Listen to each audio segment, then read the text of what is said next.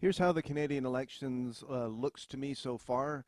So the election is really about Canadians deciding if they want to re-elect uh, vacuous stuffed shirt and professional virtue signaler Justin Trudeau to be Prime Minister of their country. Apparently, in an attempt to prove to Canadian voters just how devoid of substance Justin Trudeau is, Justin and his political handlers decided to send the empty space that occupies his mind to the first leaders' debate and leave his body at home to see if anybody would notice the difference.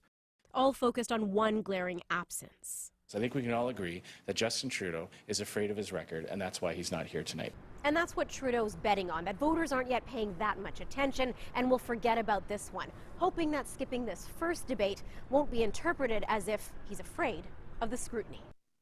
And how does Justin respond when he's asked a direct question about skipping the debate? Well, he skips the question. He looks the reporter directly in the eye and he answers a question that nobody asked him. Just because the campaign is starting, I know that you're going to be at a debate on the 7th, but that's 3 weeks from now. Did you think that it was wise to wait 3 weeks before you debate your opponents? I am very much looking forward to the 3 opportunities we'll have during this campaign to debate with the other leaders. I think there are really important choices for Canadians to make, really important conversations to have. But I'm also really, really happy to be here on Vancouver Island this morning to meet with families like Lisa and Greg and others and talk about what we're doing to make life more affordable for Canadians. Later today, I'll be in Kamloops, and after that in Edmonton tonight, and the opportunity to get out across this country, speak with Canadians and listen to them and talk about how we're going to build a better future for everyone and how we're going to choose a better future for everyone is at the core of what this election is all about for me, and I'm going to keep doing that. No offense to Lisa and Greg from Vancouver Island, and I'm sure we're all fascinated to hear the distinctions between talking about building a better future for everyone and talking about choosing a better future for everyone. Nevertheless, Justin, that didn't answer the question, and everyone knows it didn't answer the question, including you. And when the reporter points out what everybody noticed, that he didn't answer the question, and she asks again, Justin responds like a robot and just starts repeating the same script, saying the same words, and acting like it's perfectly normal to respond to a question like this. But this is about today's debate, and you're not there. And I am very much looking forward to being in Edmonton tonight. I'm very happy to be here in Victoria today. Very happy to be continuing to talk with Canadians. And of course, I look forward to the opportunity to debate against my fellow leaders in the 3 occasions that we'll be doing in this campaign. Now put this in a personal context. Imagine if it was you, and of course, you know that you're evading the question. You know you're not being honest. When everyone points out that you look like an idiot because you didn't answer the question, you just mindlessly say the same thing.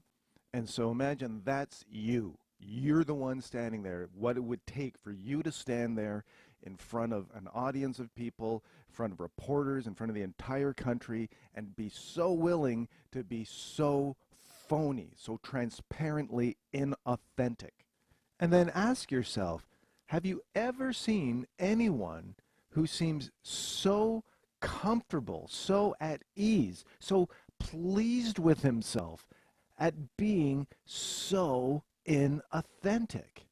The man is a void. It's like that image of him at the debate, that empty space. If you're an empty shell, if there's no depth there to begin with, no character, then being inauthentic would come easily to you. There'd be no tension between your authentic self and the facade that you're presenting to the world, because there is no authentic self. There is only facade. There's only image. It's all superficial. It's all construction. In other words, Justin Trudeau is the perfect 21st century politician, or maybe to put it more succinctly, the perfect 21st century political puppet. He is a brand. He is a billboard. He's a cardboard cutout. You put words in his head and they come out of his mouth without a pause, without any reflection, without any scruples or principles to get in the way.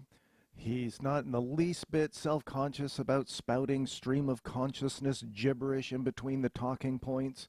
He'll say and do whatever is required of him to play the role.